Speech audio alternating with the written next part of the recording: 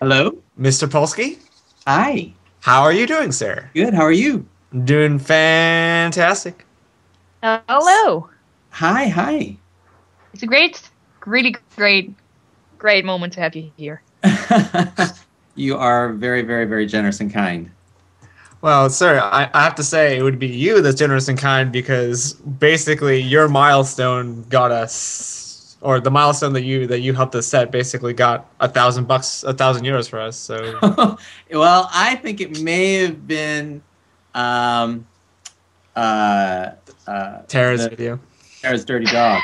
That was a part of it too, but I like to give credit where credit is due too. Don't feel pitted against a dog. It just doesn't work. Definitely. It's a doggy. I've in every matchup I've had with a dog, I've ended up on the losing side. So you're right. I shouldn't put it that way at all. Don't feel bad. Don't feel bad. We really appreciate you having here. Indeed. Thank you so much. It's really, really fun to be here. This is a fun way to sort of launch my to launch a first interview. This is awesome, and it's to do it for charity and whatever. It's a treat. Absolutely. Well, we're glad that you're here and that you're able to join us, and that that you're here making an awesome event even more awesome. So, with that being said, I think since this is your first interview, we could ask you some more general questions. Since we haven't been the one who's been endlessly interviewed by all of the Bernie media outlets. Yeah, sure. Unlike Tara Strong, Andrea Lipman, and so on, we can ask you some general questions to get to know you. Yeah, exactly. Sounds good. So, starting first with the general thing, like, how did you find out about My Little Pony? How did you kind of get into working into the show? Well, Megan McCarthy is a dear friend and someone I've been really fortunate to work with in the past. We worked on a show called Class of 3000, which was Andre 3000 from Outkast. He had a cartoon on Cartoon Network, and that was Megan's first story editing gig. And we just met through a meeting. You know, we didn't really know each other prior, but she decided to give me a shot. And we had a great time working together. So I guess we stayed in touch. And so when she landed on My Little Pony, because she had known Lauren Faust and that whole crowd from Foster's, I guess they got to sort of the middle of the first season and they were realizing they needed a little extra manpower or person power. And so put the word out. Lauren or Rob must have put the word out to their, to the writer saying, do you know anybody? And so Megan threw my name in the hat, and that led to a meeting with Lauren Faust. Ooh, wow. So, and that led to me having the opportunity to write. So that was how that happened. Amazing. That's awesome. Yeah. So, this was before, obviously, anything had gotten on, that any of the episodes had aired, and certainly before the term brony was even coined. And so I really didn't know a whole lot what to expect. I saw the Bible, and the Bible was very cool, very imaginative, I just loved the definition of the world. And, I did a show on Disney Channel a few years ago, a few years prior, and there were things about that I loved doing on that show that I felt like Pony was doing, and even I felt that even in the Bible before meeting anyone. And so that got me very excited. But then, I had never done a show where it was basically for selling toys. That's how I saw it at the time. And I was like, boy, I've never done this. And it never felt, it just felt like, with the line between that and doing an infomercial seemed thin. Mm-hmm. So I'd always been leery of that. But the Lauren's Bible got me over that hump because it was so really beautifully executed. And so And then when I met with Lauren and realized how they wanted to tell stories, that even got me more attracted to the show. So I was thrilled to be working on it. And you know, and I would tell people I knew, you know, well, I'm working on the show called My Little Pony, and really that thing from the 80s? And I'm like, well, yeah, but it's really done in a very smart way. And so the fact that it actually that there's you know, this phenomenon that's built up around it is really heartening to me, you know, that you know, that comes across, you know, that what was so good about it, and so, you know, that was able to get me over my own objections before any of the episodes were even produced, much less aired, that people, you know, that it wasn't just our own little private Idaho, that people were really, that it came across and spoke to something and actually uncovered an audience that was waiting to gel around something, is just, it's a privilege to be part of that. So fantastic. And I'm really glad that you know, that whole process had been there for well, that whole process had been done for the development of the new Friendship is Magic series, because a lot of us, when we first started the show, the first thing that came into our minds, certainly my mind, was that 80s, you know, TV show that was like, oh, well, it's just marketing toys, it's not really anything of value there, or anything that they're gonna actually do anything with. But, you know, well, we gave the show a shot, and you had such a wonderful group of staff like yourself to put it together, and here we all are. Yeah, and here we all are. And, you know, that it's, you know, I love the fact that, you know, that it's so, you know, I love Comic-Con, but the fact that this is sort of, that there's like this subgroup of Comic-Con that maybe is looking for something with a slightly different tone, and that this speaks to that, I think is a beautiful thing. I think it's great to be able to do something that involves world building and imagination and comedy that doesn't have to also include, you know, a certain level of, you know, cynicism and violence. So, you know, that it's possible to have the best of Comic-Con without having to bring with it that stuff also. Not that that stuff isn't cool in its own way, right? But it's great to be able to do something that doesn't have to include that, and to show that that's possible, and to show and to show that there are people hungering for that. And you know, and of course I'm talking about the Brony phenomenon. That's above and beyond the fact that, you know, the intended audience is responding, which is great, and parents are responding, which is great. My daughter, who's 9, who will probably walk into this room at some point while I'm talking to you, is responding. And I don't know. I'll stop. I think I'm borderline cheesy here at this point, but, you know, it's fun for me, and I'm honored to be a part of it.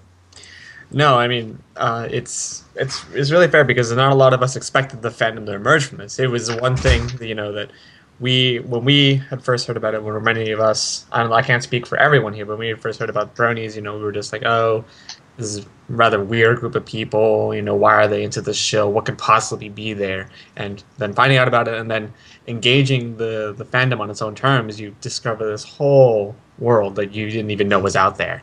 Which kind of brings me to my next question: was when you first found out about the fandom, what was your reaction?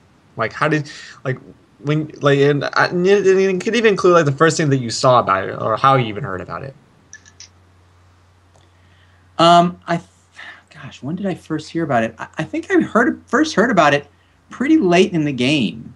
I think it was at the first. I mean, I'm a little embarrassed to say how late I was to find out, but that I think it was at the first story meeting for season 3, and that's when I first met Jason, and they were using this term brony, and I was like, well, you know, oh, it's you know, it's a combination of, you know, and it's bro and pony, and oh yeah, oh, that's this and, you know, well, but there's this real, there's really all these people, really. If I'm not mistaken, that is the first time I heard about it. And that's, like I said, that was pretty late in the game. Mm-hmm. But at first I was, you know, obviously incredulous. I mean, I thought it was a joke. And then I was like, huh?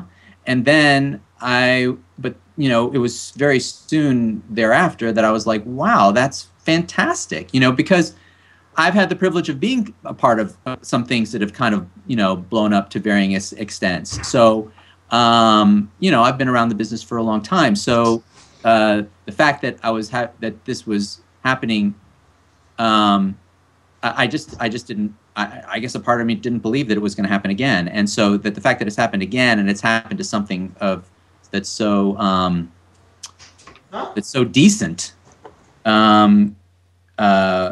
It was very exciting, very validating. Awesome. Yeah, because I really didn't. None of us really expected the fandom to emerge. So I'm glad that that was the way it kind of that you kind of heard about it, and not in the way that it like others have found out about it, whether it be going on the different sites or anything, or seeing it from the bad side. You just came into it, and then that was the first way, the way that you kind of experienced it, through via show staff actually talking about it, kind of speaks to just how much of an impact the fandom has had, not just in what we've produced and what we've done, but just in being so interconnected in people's lives. Mm-hmm. Yeah. I think some people have picked up on the fact that I'm a Looney Tunes fan from when I was a kid. Yes. And the thing that I loved about Looney Tunes, even as a kid, I was conscious of the fact that I don't really know how I was conscious of it, but I was that the show operated on two levels. It spoke to adults and it spoke to kids. Both. Right. And that was one of the things that really appealed to me about it, even as a kid. And so. That I feel like, in a way, the fact that the Bronies have gotten involved, it's sort of like, if we do this, if we on Pony are playing to both levels, it's in a different way than Looney Tunes. Looney Tunes was kind of in a wisecracky kind of way, whereas in Pony, it's more has to do with the sophistication of the world and the sophistication of the stories that speaks on both levels. Mm-hmm. That has a simplicity that speaks to, and genuineness that speaks to children, but it's a sophistication and complexity that speaks to adults. So it's the levels. It operates on two levels, but in a different way. Mm-hmm. And the fact that the emergence of the Brony community has makes it so that we're doing this not to be self-indulgent, but to really, we have a real reason to deliver on both levels. Or just not to even self-indulgent, but our just own personal ambition and aspiration. We have a real reason to deliver on both levels. And I don't think that's really, the powers that be on the show. I think their effort is really to speak to the kids, is to really have it, but those of us who are the creators, the artists, the storyboard artists, the writers, I think it gets all of our juices flowing to know that we have permission to, as long as we're, delivering, as long as we keep the, children first and foremost, we have permission to be adventurous and to, so that's awesome. That's rare. It's rare.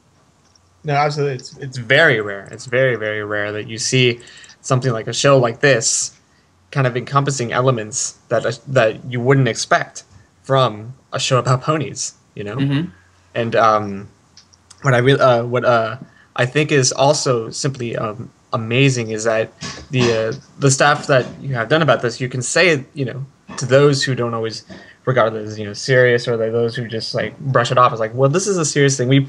We took something that was regarded as a superfluous, girly, ridiculously, what's the term, stereotypical show, and we put actual time and effort into it, and we transformed it into what it's turned into. We made it into, we took this and we put our time and our effort, our energy, our imagination, our creativity, and really created a show that speaks to all audiences, that can be that demonstrates that subject matter is irrelevant when it comes to creating wonderful and eloquently done or eloquently organized content. Yeah, absolutely, and I think, well, obviously that where that connection was made was within the talent of Lauren Faust. Mm-hmm. I mean, it goes without saying. I guess I'll say it anyway. That because she had a connection to the show from when she was a kid, and you can't really fake that. Yeah. You can't wish that into being. It was just authentic, and that of course she had the talent and the experience to be able to tease that out into this. So I think it's once someone is able to sort of get something into the right starting place to get to come out of the gate in the way Lauren has, and of course then she nurtured it over her 2 seasons. Then and because it's like I guess I think it's like a potter's wheel. Once that piece of clay is really centered and gets started in the right way, that's the key. If that doesn't happen, then it's hard to make it right. Guess what? My daughter walked in. Did I not say hi? There you go. Hi. Hello. Hi. We're interviewing your father. Clara, my 9-year-old daughter. These are people from My Little fans of My Little Pony who are wanted to talk to me. Oh. Can we talk about this later? What is it? What is it? Okay, excuse me a moment. Do you have any hold music that you can play? Yeah, we can buy some time. No, Claire. What is it? There's the TV can continue. Yes, you can watch another one. Yes, go ahead. It's a part 2. Okay. Hi, I'm back. Welcome back. Sorry about Welcome that. back. I was going to play some intermission music, but the intermission music seemed like it would have been taking a little bit too long to get started. But anyway, before that, so as a writer and as like as somebody who's been probably into the career for a while, how did you kind of get your start? Well, I was living in Maine. I'm not from Maine, but I moved there after college, and a little while after college, and I was living there with my wife, and we had a child there and a house, and we were pretty settled in Maine.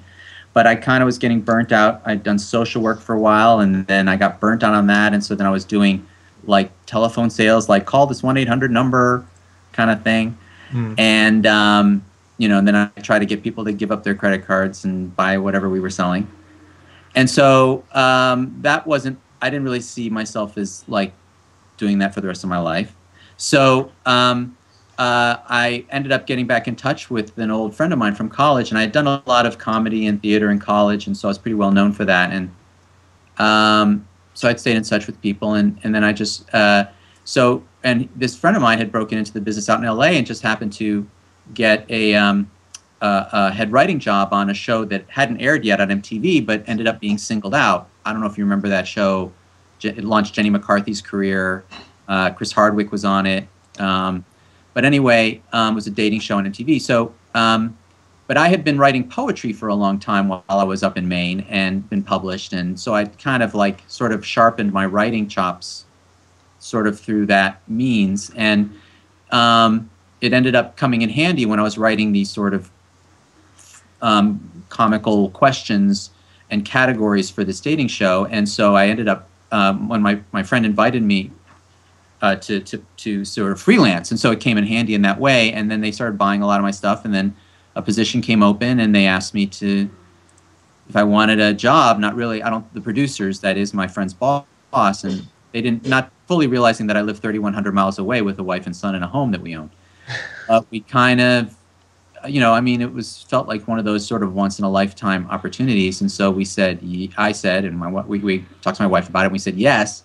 So we moved across the country for a 3-month job, not knowing where it would lead, and I had a wife and child to support. So it was a great start, but it was also, it was kind of a big leap because, what was going to happen after that ended. Right. So it's just been so that got me a running start out here. And that was in 1995. And been doing lots and lots of different miscellaneous things ever since. That's cool that you kind of got that start by just taking the leap of faith, so to speak. Yeah, I guess that's what yeah, what it was. Mhm. That's what it was. But I'll leave it. But you know, it wasn't like I was. I mean, I was walking away from telephone sales. I mean, let's be serious. I mean, it wasn't. Right. It wasn't like I was. You know. No, yeah, it still stands though. You had a secure job, you had a set place, you had a home, you had all of these things, and so leaving that to go into a whole new world and to really become a part of something that or become a writer to kind of pursue that isn't easy, and it certainly worked out for you. I hope. Yeah, I think it's fair to say that it has, and you know, and I'm, you know, I mean, I'm so happy we did it, and so happy that you know, my wife was willing to sort of take the leap with me. Mm-hmm. And so yeah. Well, awesome. So that being said, Perry, would you like to ask a question at all? Sure. I have a couple of questions, where they're not that general. Okay. I've generally been a fan of your episodes on the show, just as a sort of first saying. I really enjoy the episodes you've done. Oh, my impression is that you can always tell me if that's correct or not. But do you think that writing joke-heavy stories, like a lot of comedy, is your forte? Well, I mean, I guess it's for other people to say whether it's my forte. I guess I would say it's what I enjoy doing. I mean, it's certainly, I find it appealing.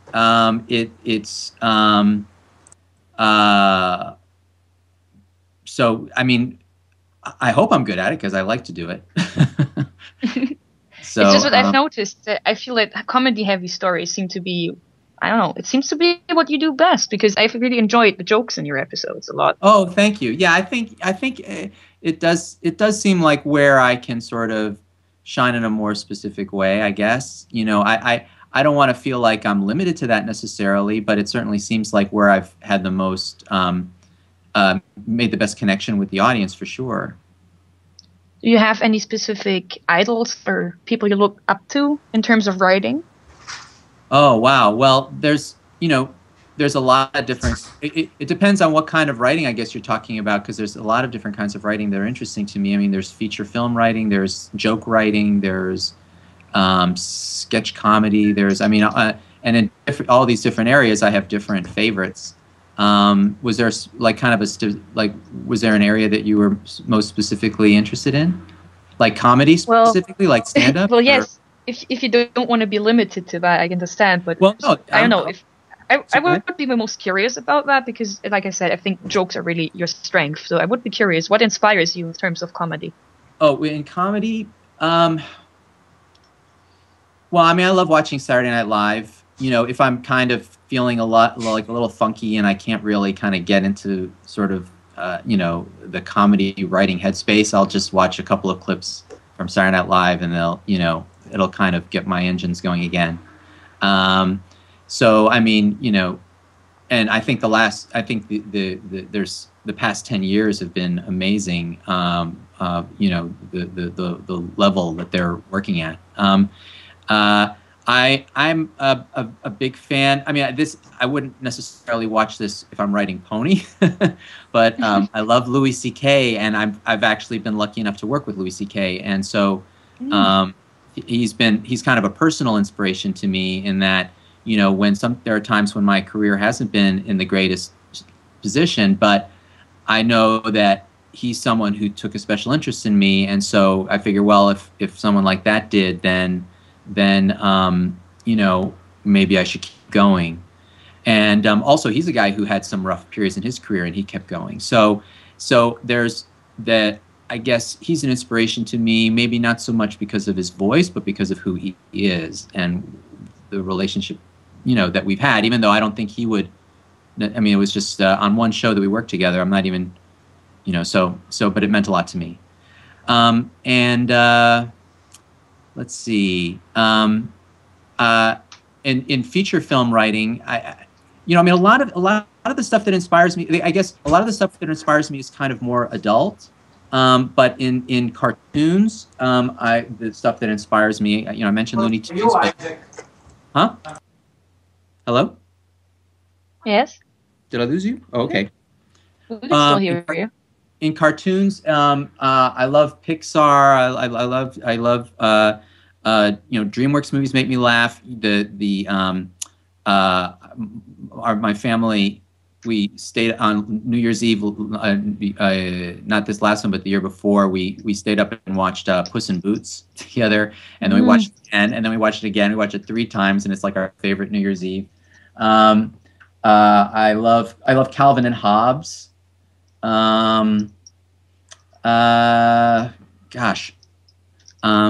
kind of all over the map. It's a pretty wide-ranging interest in comedy, I think. I think it shows, though, because I think it benefits humor the most if you know about lots of different types of humor. If that's just like my naive opinion of things from having watched a lot of that stuff. So I think it might be true that among the writing staff, I think I maybe feel more. I don't know. Maybe it is more my thing. I don't know. I mean, I think different writers excel at different things. That I think that there's Amy Keating Rogers. I don't think I could ever write anything as charming as what she writes. And then I think Mitch Larson has a versatility I don't know that I could ever really match. So different people excel in different things. I mean, Megan is a story structure maven. So, it's cool that people can have their different niches, I guess. Mm-hmm. That's for sure. So, can you tell us a bit more, when you tell us we have different strengths among the writing staff, how does the process work of getting a script assigned to a person? Do you choose the script? Does the script get assigned to you? Is there some sort of meeting that decides who gets to write what, or how does it work? It varies. Usually when a season starts, there's a meeting and then among all people, basically all the writers who are going to be participating in that season, although people can come in mid-season.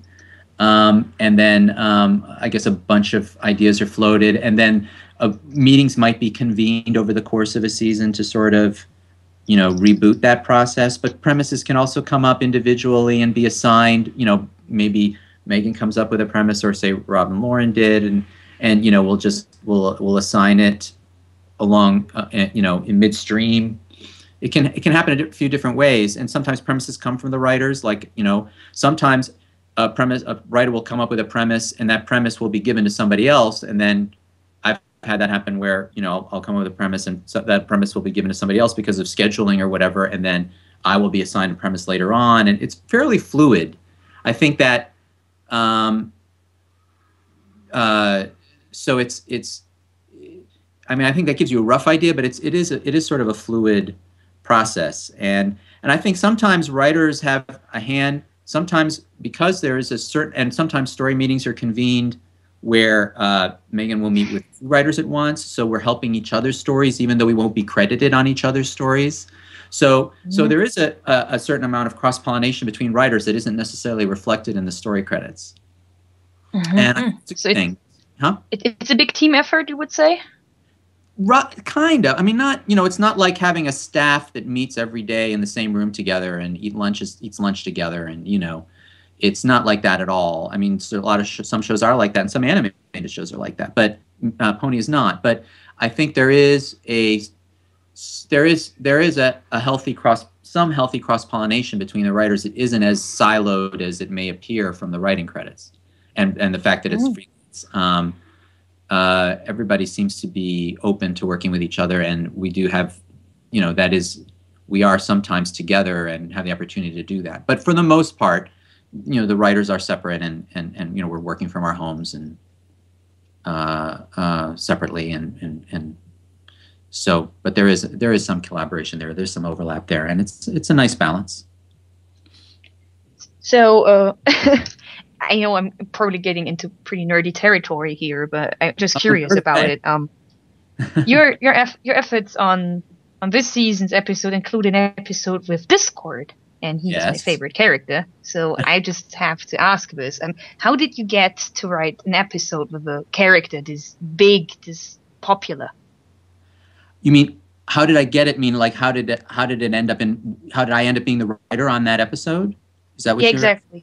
How did it happen? Megan asked me to. I don't know. I have any more insight into it than that. Um, uh, you, um, it could have been a scheduling thing. It could have been. I mean, I really don't. I never really inquired about why she asked me to. I know that the writing schedule for season 3 was particularly compressed. So, I think Megan was sort of having to be fairly creative in how she made sure that everything got done and done well in the amount of time with the resources that she had. And so I think there could have been a lot of fairly, technical, scheduling-ish, kind of things that could have entered into it as well. So I don't know. I guess that'd be a question for Megan. I'll remember that. I was just curious if it was a specific draft that you chose or anything like that. Yeah. I mean, I was very excited to be assigned it. I know. I followed you on Twitter, and it seemed to be that you were very excited. I think that was great because it showed that you actually, you felt just how excited we fans would be. Yeah. Well, I've got a fairly high nerd quotient myself, so sometimes I definitely feel kindred to the bronies in that way. So. Nice. I actually kind of had a bit of a follow-up question on that. When you did receive the episode and when you knew you were going to be writing for Discord and I guess for John Delancey, was there any kind of approach or mindset that you had to put yourself in order to kind of make sure that you kind of encompass the character of Discord? It was a fun story writing challenge because anytime you have something that's really hard, that really seems insurmountable, like Fluttershy and sort of trying being assigned to bring Discord around, and to do that in 22 minutes, it's a big story challenge, to make that credible, and that it worked. It kind of helped. The fact that was such a steep hill to climb, kind of, there is I think that my focus was, I felt like it was really important to emphasize two things. One was that Discord was really trapped, that he felt like he was stuck in this situation, number one. And number two is to have Discord, to really feel that Discord was sort of pulling at the leash to break out of the situation, to outsmart the situation, to make that as real as possible. To make the cage that he was in as real as possible, and then to make his efforts to break free of the cage as real as possible. So the cage being the elements of harmony and the fact that he would be sent back to Stone if he went too far, but at the same time he had an agenda, and that was to sort of beat the system by getting Fluttershy to sort of box her in and make her break with the other ponies, so that they couldn't all work together to enforce the trap. So making that trap as real as possible, and as opposed, and then Discord's agenda as real as possible. It's kind of everything else sort of followed from that. That if Discord was really in a trap and really trying to break out of the trap, what would he do? What would be the cleverest, funnest, most boundary-pushing thing he could do without going too far? And so then it was just a matter of sort of thinking, how would a restless character like that, push the envelope? So,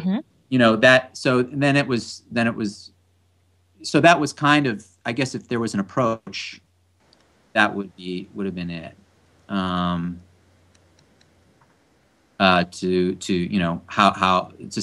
sort of how would he behave in that episode? Okay. Does that answer make sense? No, yeah, it does make sense actually. Yes. Yeah. Okay, good. I know, yeah, because that's what I was really curious about. It was just when you're handed somebody or a character like Discord, based off of Q, and then encompassed by John Delancey, it's not exactly like a straightforward thing, especially considering the plot that you had to work with. And I really find it interesting that you used Fluttershy as the pony that would basically be Discord's plaything for the majority of the episode. Well, I can't take credit for that. That was the premise that was given to me.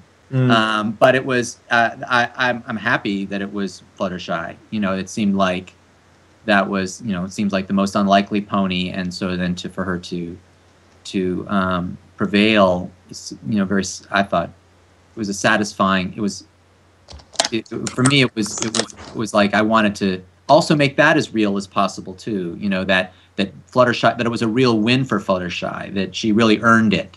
Right. And I think there's probably some disagreement among the the fandom whether or not that it was really earned, but that was the goal, is to have Fluttershy really earn it, and rather than it just be a gimme. And I really wanted that to be what came across.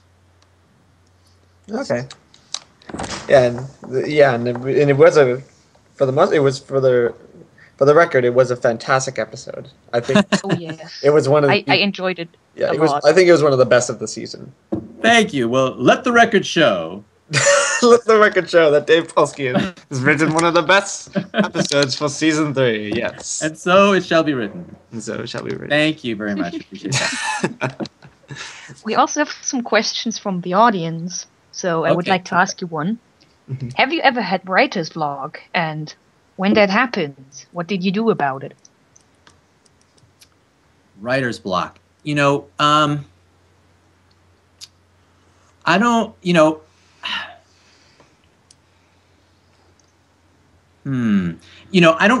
don't use the term writer's block personally, although I think probably I experienced something that some people might call writer's block.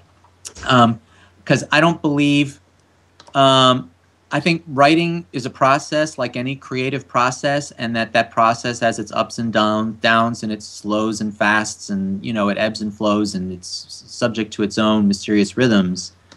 And what writer's block is sort of saying that rhythm, that process isn't happening. But I think that I don't really relate to that. I think that the process is always happening, and the question is whether or not I want to flow with the process or not. And sometimes the process is slow, and sometimes part of the process is stepping away from something. And I think writer's block is a symptom of, I think, of in my experience, of trying to force something, and then the forcing isn't working, and then you kind of just like, oh no, I can't go on, and I'm blocked. And it's like I think it's a symptom of getting too willful about the process.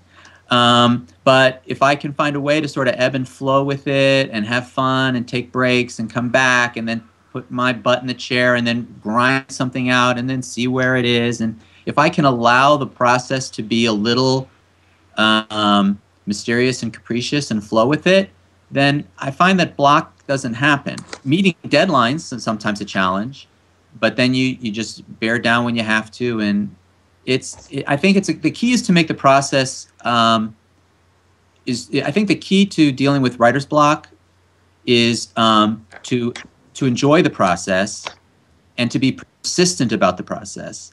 That sometimes people think enjoying it means not pushing ever, or being afraid to try something. So it's finding the right balance between being persistent and taking pleasure in the process. Both have their place, and to kind of dance with that. I find that I don't relate when I find that I'm able to do that more and more consistently over the years, and writer's block ends up being something I don't totally relate to as a concept when I'm in that place. Does that make sense? No, yeah, it does. It does. It completely makes sense.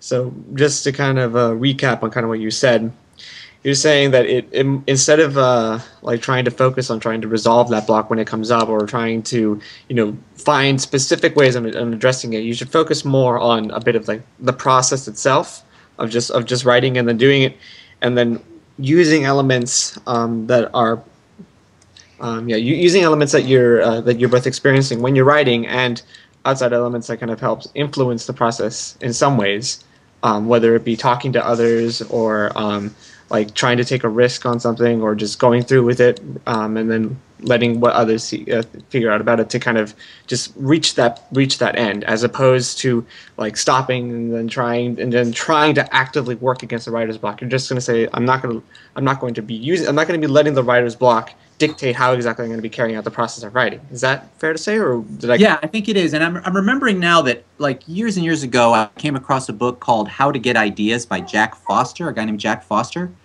And I think it's a really good sort of, I think that helped me develop the process that I use. And so I recommend that book. It's kind of, the emphasis is on being open, making oneself open to getting ideas, and how to become receptive to ideas, and how to flow with the process, and how to have a good time, and how to put in good effort, and how to take a break. And I think that was the raw material from which I built the process that I have now, vis-a-vis being able to sort of dodge that writer's block bullet. So shout out to that book for whoever's interested. Nice. I think you're right on the one of the most important things that any writer or any sort of artist can do is just to talk to somebody else about your ideas and what you have them. Yes, definitely. Do not. I think that there's sometimes there is a tendency among many writers is to be a little too solitary, and a little too untrusting of one's fellow, that, oh, they're going to take my idea, or, and it's good to find, I'm not saying go talk about your idea, don't shout it from the rooftops, and don't talk to your aunt, Nellie about it or whatever necessarily, unless she's a writer or very gifted, but, or a good audience member. But, it's good to have your fellows, that at least, a few people that you trust who that you can be in a reciprocal relationship with, where, you help them, they help you. You read their stuff, they read your stuff. You tell them about movies or TV shows that you saw that you liked and what you liked about them, and vice versa. That kind of reciprocal relationship where you're both, have, sort of kindred aspirations, and you're helping each other achieve them. Those are good relationships to develop. They're very valuable. Mm-hmm. Absolutely. That's right. Coming personally from somebody who also writes not necessarily fun material or comedy, but scholarly work. One of the most important things you can do is always talk to others. Especially those that you do have those relationships with. It's critical. Yeah, absolutely. And but I think also be selective about who the others that you speak with. I mean, use common sense. Sometimes people will say, "Oh, that's a dumb idea," or they don't realize. Sometimes people don't realize that what they're saying is not necessarily helpful to you. I think it is good to be selective. Yeah, no, that's very true. All right, so I think we got another question for you. This one's a little bit on the general side, so I think I'm going to make it a little bit more specific. What kind of inspires you to write? Like, what's one thing that, like, when you see it and when you experience it or think about it, that you're just like, oh man, I gotta write, like, right now. I got, like, this. I just have to get that, like, that process going. Well,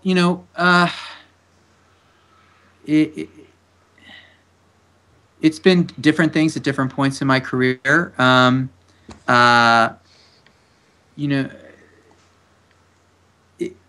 It's I mean, at this stage in my career, it's kind of Pony needs an episode, so it's like we need a new premise. This script is due at a certain time, so it's those kinds of professional considerations are a big part of what inspires me to write right now. Mm-hmm. but there are things I write on a speculative basis, things that I'm not necessarily being paid to write, and that the kinds of, in terms of subject matter, things that what I choose, it, I like. I'm interested in, I think I have a somewhat philosophical bent. I graduated, from college in mathematics and philosophy of science were my majors in college. And so, and the books I read, I tend to read nonfiction. I tend to read books about, philosophy and evolution and stuff like that. So I think I have a somewhat philosophical approach to writing. Like, I'm usually trying to solve some kind of philosophical problem that I'm grappling with, and I know that sounds really heady, and I think it probably is. But what's fun about the writing I get to do is I'm sort of responsible for doing it through characters, and that characters have their own sort of volitions. So I can't be heady without being untrue to the characters. So my job is to sort of, so then usually I sort of have to let go of that initial philosophical concern and say, okay, what does my character want to do? How do I, and what are the demands of the story, and how do I deliver on that? And that's where sort of my writer instincts sort of take over, and then the philosophical idea might be sort of left behind. But that's sometimes what gets me, thrusts me into the ring, if you will. Also, and sometimes,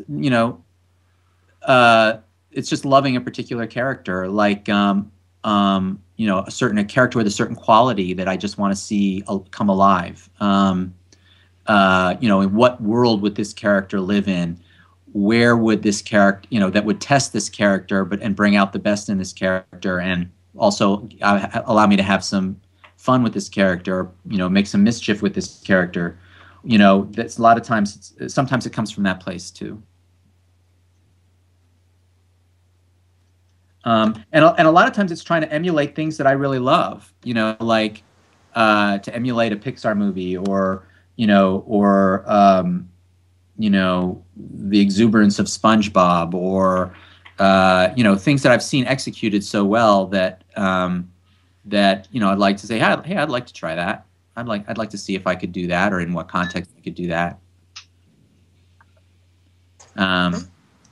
That's a really interesting way of thinking about it and kind of going about that writing process. And I had one quick follow-up question I wanted to ask when you were kind of discussing your where you kind of came to think about writing as a process. And you mentioned that you were really interested in philosophy. Do you have a particular philosopher that you kind of read a lot into, or thought about, or reflected on his concepts, or his or her paradigm that they kind of presented?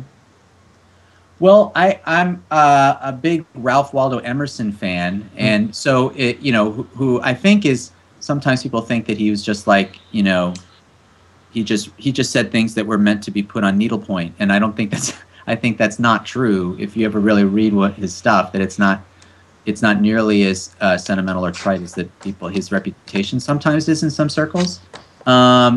And so, and I think that he has a very sort of, he was very drawn to nature and process, the natural processes, and this was I don't know, I think he was a contemporary of Darwin's, so he's a philosopher I'm very fond of. But a lot of what I call philosophy isn't really necessarily classified as philosophy. I like there's evolutionary theorists like Edward O. Wilson and Wilson, yeah. I'm looking at my library here. I'm looking, sitting next to it. There's a guy named Christopher Boehm who writes some amazing stuff, and Thomas Seeley, and so there are people who are sort of really more scientists, but have sort of their philosophical studies, their scientific studies have philosophical implications that are not lost on them. Right. So yeah, there you go. Your cartoon writer talking about. No, it's fascinating because not a lot of people kind of think about how exactly you would come to about like figuring out how characters like Fluttershy or Twilight Sparkle or whoever it is that you're writing for come to these dilemmas, come to grapple with them. And when you have philosophers or when you have different types of scientists who you've read upon and that maybe have dealt with not necessarily like the same situation, because of course it's not going to be dealing with it, but they might be dealing with something similar to that, or one that has the same kind of philosophical implications. You can draw upon that and use that particular their particular experience or their particular approach to addressing that problem as a way to kind of set up either some sort of like action or behavior that a character would exhibit, or even to progress a plot in one way or another. Yeah, absolutely, and that I think that in live action, you can do that kind of stuff in sci-fi. You can do that kind of stuff in I'll bet some of the serialized dramas. Mm-hmm. But in comedy, you can't live action. It's hard to do. It's harder to do that. It really animation provides for me. It provides it's kind of the opportunity to do that, to approach things in that more abstract way, and still have fun with it and still ground it, but in a more the abstract world of animation. That's why The Simpsons and South Park and even Family Guy can do certain kinds of comedy that you don't see on The Office and you don't see on. You maybe sometimes see on 30 Rock or whatever, but like that there's this, live action comedy. There is a premium put on make the situation real. When we say real, we mean corresponding to our everyday world experience. Right. And animation is the big opportunity in comedy to free oneself of that a little bit and pursue an idea first and then create a world where that idea is real. In live action, I said in drama, there's lots of other ways to do it in live action, but in comedy, it's harder. So, that's why I'm drawn to animation. That's a big reason why. Yeah, because in the very nature of animation, it's already an abstract process that you're beginning with. Exactly, and so it's like, well, in comedy, you want the stakes to be real and grounded, and in animation, well, if the world is full of pastel colored ponies who make their own weather, then that's real. In that world, that's real. Exactly, that's their subjective reality. Exactly. So on that kind of getting back to MLP a little bit, since I think we kind of went on a bit of a tangent there. I want to pose a question that one of the audience members asked, which was, MLP is rather special in the manner that the characters actually learn, and those lessons apply to some degree later on the series. Does this add a degree of complication to writing for MLP compared to average children's television? And do you get more satisfaction out of doing so? Oh, forgive me. I think I lost the train of that. One more time? Okay. So basically, does writing in MLP, does actually writing for characters when they have lessons to learn, or when they do end up learning lessons throughout the course of a narrative, does that add a degree of complication? And does that, like compared to other children's TV shows, and does that kind of give more satisfaction in the process of doing so, because you're engaging in that kind of writing style in order to ensure that character is fleshed out through the learning of a lesson or through the particular experience that they have in the respective episode? Got it. Okay, so well, I love that there's in the business we call it a takeaway, that there's some kind of takeaway from the episode. And so, and when I say the business, I mean not necessarily a pony-specific story, like lots of stories. No, I know what you mean. That aren't necessarily having a lesson overtly stated. There's often the question, well, what's the takeaway from this episode? Why does it just not amount to a heap of just nothing? So I'm always in favor of there being a takeaway from the episode. No matter what I'm working on. So on Pony, there's the specific challenge of that takeaway has to be overtly stated, and that takeaway has to be relevant to children. And so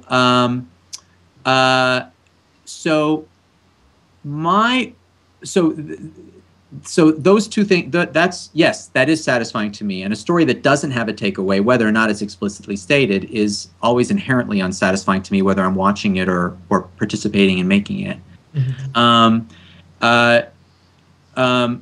As far as how I approach it, I think that I do have a tendency. I like that. I think I rebel a little bit against the idea, and this has gotten me into trouble, I think, a little bit, that I rebel against the idea of sort of the moral, of writing to a moral. I'd rather have the moral come out of come organically out of the story, even if the moral is not something that everybody's going to love. You know, right. That's my aesthetic, and I'm not saying that's right or wrong. I think it just is what it is. And so sometimes it's I think smarter people than me, fortunately, are in charge, and will say, let's steer this to here. Let's steer this to here. And I'm like, okay, you know better than, I'll find a way to do that. But and again, what I aspire to do, I think there's probably a lot of people shaking their heads and saying he doesn't, he didn't really accomplish that. And that may, I'm not saying my aspirations necessarily are always what I accomplish, but I like the moral to feel like it really, to feel inevitable out of the action rather than something that was sort of tacked on at the end. To feel really an expression of the discovery of the episode rather than something like, here, we wrote this episode as a vehicle for delivering this moral. Does that make sense? No, it makes perfect sense. That's what I've noticed as a bit of a transition from the previous seasons. You don't always end with that neat and tidy, dear Princess Celestia, this happened, and as a result, I learned this lesson. You kind of have to sometimes dig a little bit into the narrative and into the whole show to kind of find that experience. And I mean, that's just, for me and others, I think it's just like a different way for being able to reach that overall end point, which is articulating that kind of like that positive idea or that kind of learning experience in the show. But I know that there are others who do prefer the more neat and tidy wrap up with the letter or with whatever it is, iterating the lesson, and it's just a different style. And I personally prefer it because it adds a degree of subtlety to the whole experience, and that forces you to really just pay attention to really like think of that. If you were in the same position as that character, if you were going through and having to deal with that dilemma, would you have gone through and approached it the same way and then end up getting the same lesson, or would it have gone a completely different direction? Which I think is really adds to kind of the complexity of the overall narrative and to the characters themselves, because they may have gone in that way, but there's any number of infinite derivatives that could have resulted. I really appreciate you saying that, and that. So yeah, discovery. I think a big part of the process for me is discovery. I like the story to be a discovery process, and so I think there maybe is a bit of some of the. I think that the sort of the criticisms that have come my way have been like, well, his episodes raise more questions than they answer, or that the story structure wasn't as neat as as say X episode or Y episode, and I think those criticisms have some validity. Sometimes, I mean, I would rather they didn't, but they didn't have validity. But I can see how they would. Right. I think it's symptomatic of the fact of what interests me about writing, and that is that I'm what interests me is the process of discovery. I'm willing to have things be a little bit to not fit tidily into preconceived concepts. That's what's interesting to me is that, and I think in a way to me that's, if we really want to get pretentious, quasi pretentious about it. I think that's art. I think art. The purpose of art is not to fit within pre-established concepts, but to present new concepts that can be assimilated into culture and help culture and grow. Exactly. I think that's the purpose of art, and I'm not saying, I'll leave that to others to decide whether Pony is art or isn't art. But certainly that's what interests me, and that's what keeps me flowing in the process of writing in a way that I can do, that keeps me interested enough to do it from a place that's real for me. So I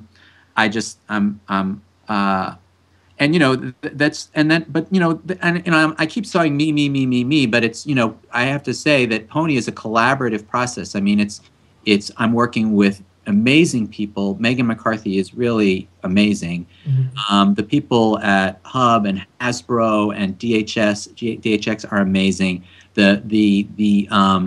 And what's really especially amazing is the degree to which all these different parties, Hasbro brand or whatever, have converged on a shared vision of the show, that you don't really have these different silos. At least it's not invisible to me. I mean, it's not visible to me. Maybe it happens, but you don't have these separate silos kind of like working across purposes with each other. There's really a common feeling and a lot of overlap when, in terms of people trying to figure out what is the best way to deliver on our shared vision of the show. And so there's other people making sure that if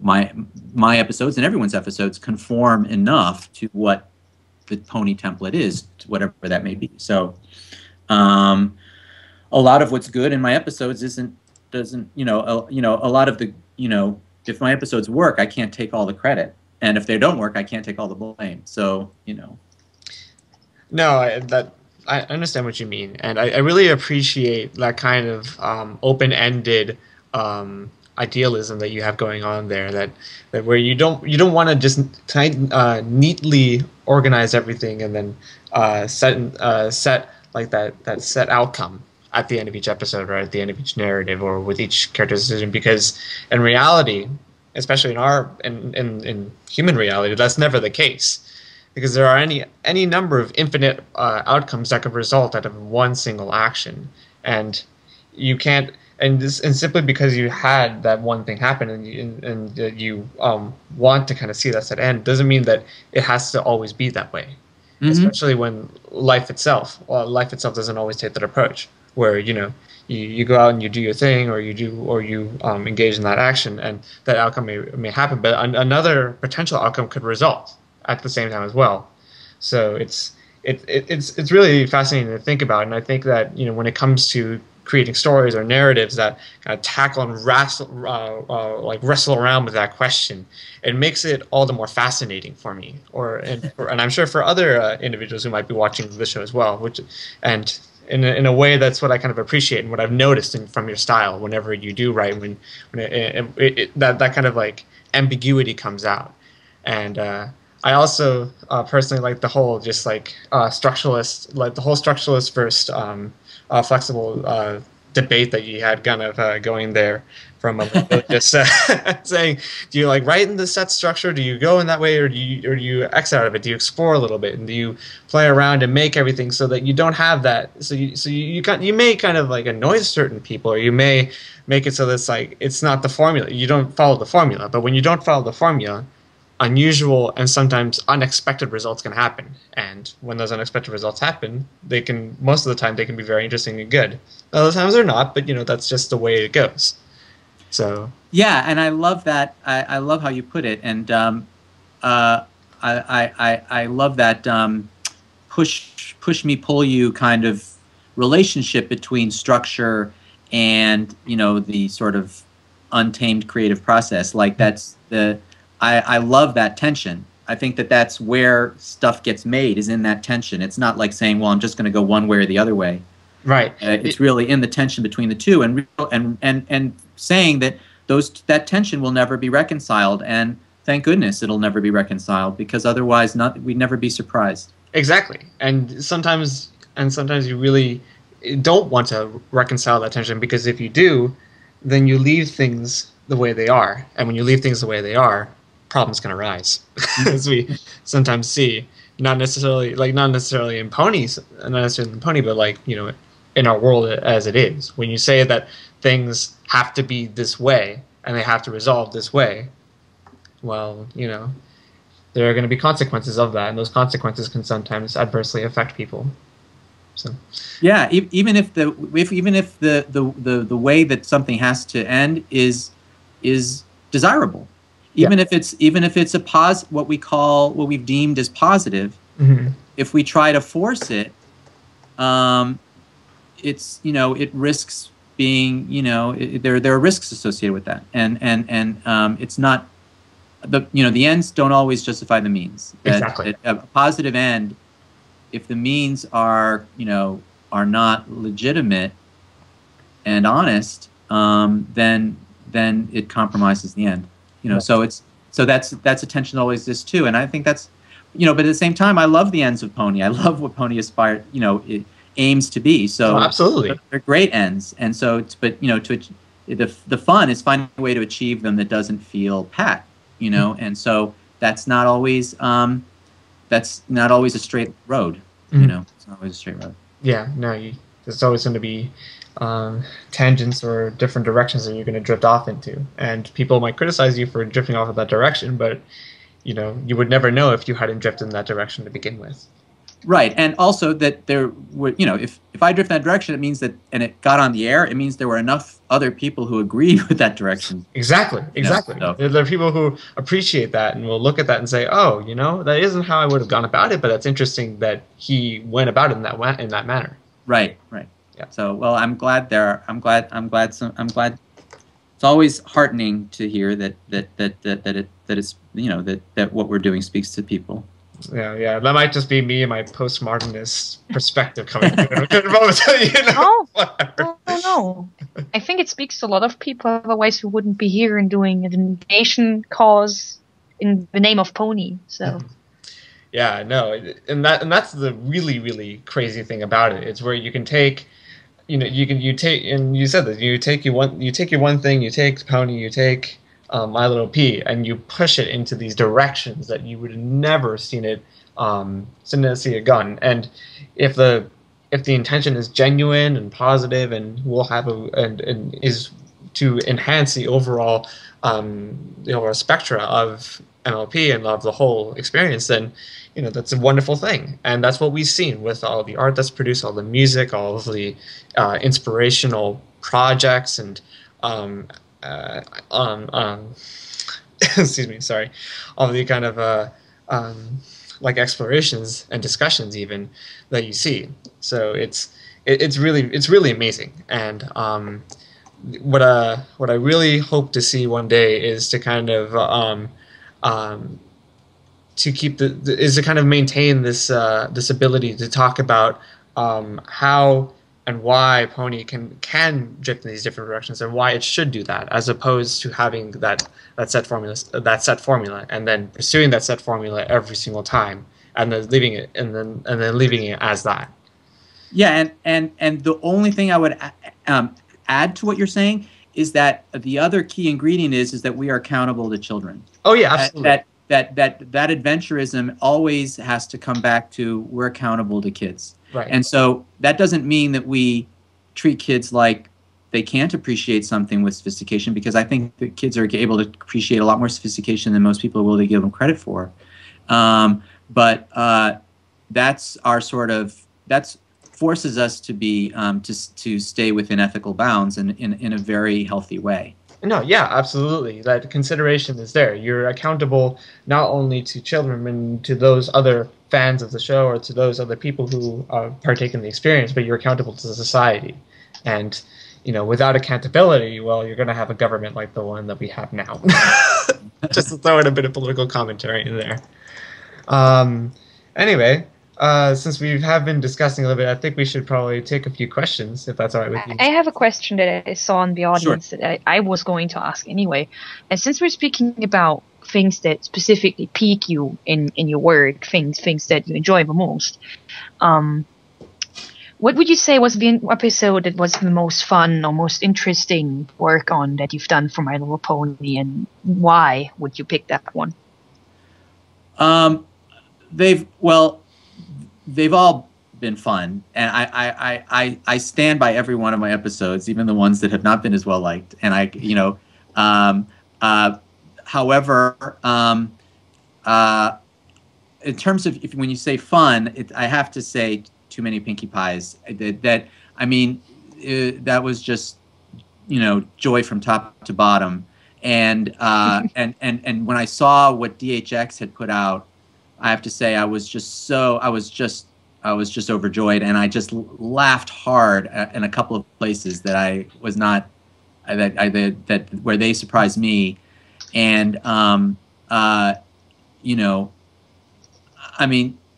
don't say that to take away anything from the Discord episode. I loved doing the Discord episode, and that was a very gratifying challenge. But when you say fun, I can't. Too Many Pinkie Pies, that bumps that's on the fun scale. Too Many Pinkie Pies has to be a little bit. I have to put it a little bit in front. Literally and figuratively. Yes. Yes, exactly. The subject of the episode. So yeah. Exactly. That episode. I know that there was some people that really didn't enjoy it, but I really, really, really liked that episode. I thought that just seeing so many Pinkie Pies and so much just craziness happen. It's just. It's so true to her character, and to just the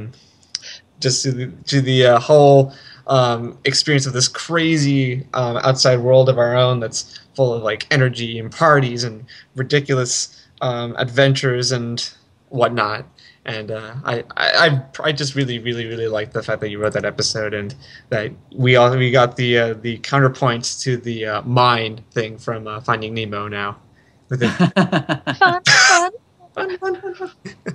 So, but I would like to say for the Discord episode, I think what was really deeply satisfying to me is Fluttershy's victory. That narrative that I love. That was very satisfying to me. Just to have, to the degree to which Fluttershy earned that victory is pretty sweet. It definitely was, and I say that as a Discord fan, but I think the way that she got everyone to think, even the audience, that she was just gullible. I must admit, I seriously thought that. I thought for the first 2/3, it felt like, oh, come on, Fluttershy, you can't do this. You can't seriously think that he's doing the right thing. You can't seriously trust Discord over your friends. It's like, wow, no, that's not possible. But then she perfectly said, no, of course I know what's going on. I'm not stupid. Do you think I'm gullible? I totally know what's going on. I'm just getting his trust. I know what's up.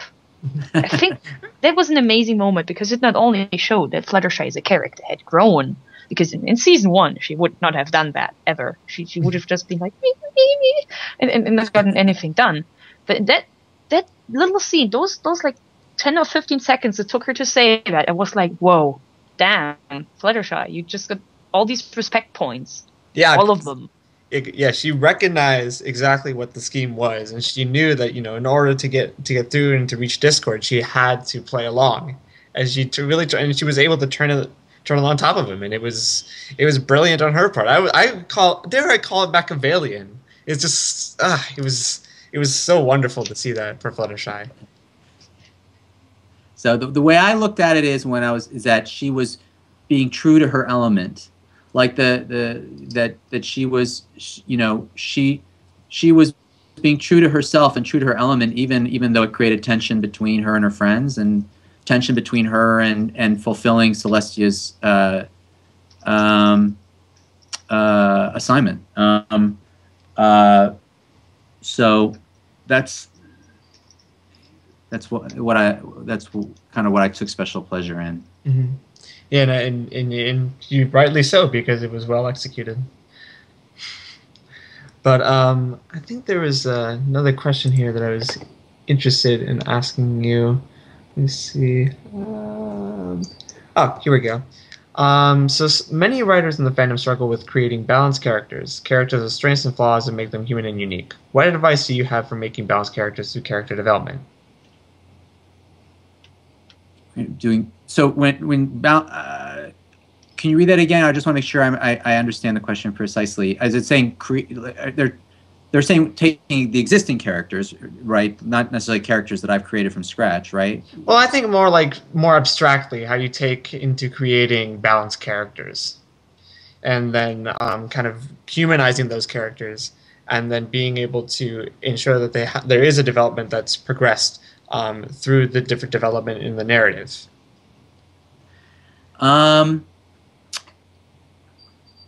Well, characters always exist within a world.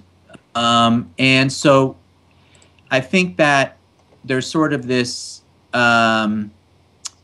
dialogue when creating a character between the character and the world that they're in. And when I say the world they're in, I also mean the other characters who populate that world that they are in relationship with.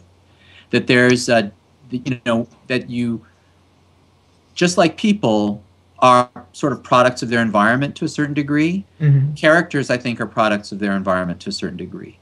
To a certain degree, they're not. So I think part of balance comes from the degree to which that character is going to assert themselves as an individual versus how they stay in relationship and in community with, or not, with the world that they are inhabiting in whatever the story is and the setting is. So I kind of want to sort of approach the question that way. It's not just, you don't just create a character in a bubble.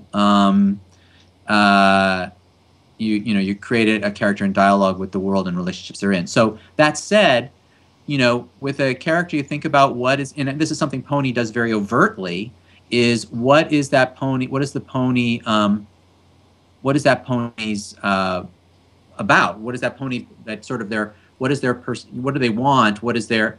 I guess, actually, to abstract from Pony a little bit, that I always approach a character as what does the character want and what does the character need, and usually the want and need, not only are they different, but what makes a character really interesting to me is when the want and need are in opposition. That if what the character wants makes it harder for them to get what they. If they pursue what they want, it's harder for them to get what they need. If they pursue what they need, it's harder for them to get what they want. So in the case of Fluttershy, for example, what she wants is to fulfill is to deliver for Celestia in that episode, right? What she needs is the support of her friends, and so that there's a tension there, and so and Pony is constantly playing with that. That when the friendship is magic, usually often friendship is the need, but the character is a specific want. How do you get what you want in life without while not only needing your friends, but even bringing your friends into the picture somehow in a way that's unexpected? I know I keep coming back to Pony, and I know the question's more general than that, but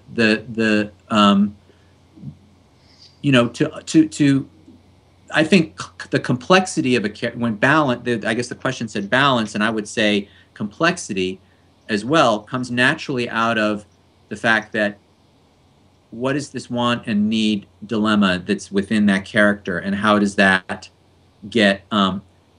dilemma get amplified by the world they're in, and how can they where is their potential, where's their hope for resolving that dilemma within the world that they're in. So and how does that dilemma sort of expose dimensions of the world that they're in that wouldn't otherwise be exposed if that character were not involved. So I don't know if that's too esoteric, but that's kind of how I approach character. Oh no, yeah, that to me that made perfect sense. The whole way I started thinking about your explanation was the tension between structure and agency, almost. Just talk a little bit abstractly here. And then to see how motivations and intentions play into that. Mm-hmm. Just to kind of to really condense that a little bit. And I think a lot of people a lot of writers have a different approach to character, which works great for them. Again, mine is very analytic, but relatively speaking. But I think other people have there are other writers who have a much more instinctive feel for character and on the nuanced feel for what makes this character nuanced different than that character, and can tell really grounded stories in a very interesting way because they have such a nuanced feel for character.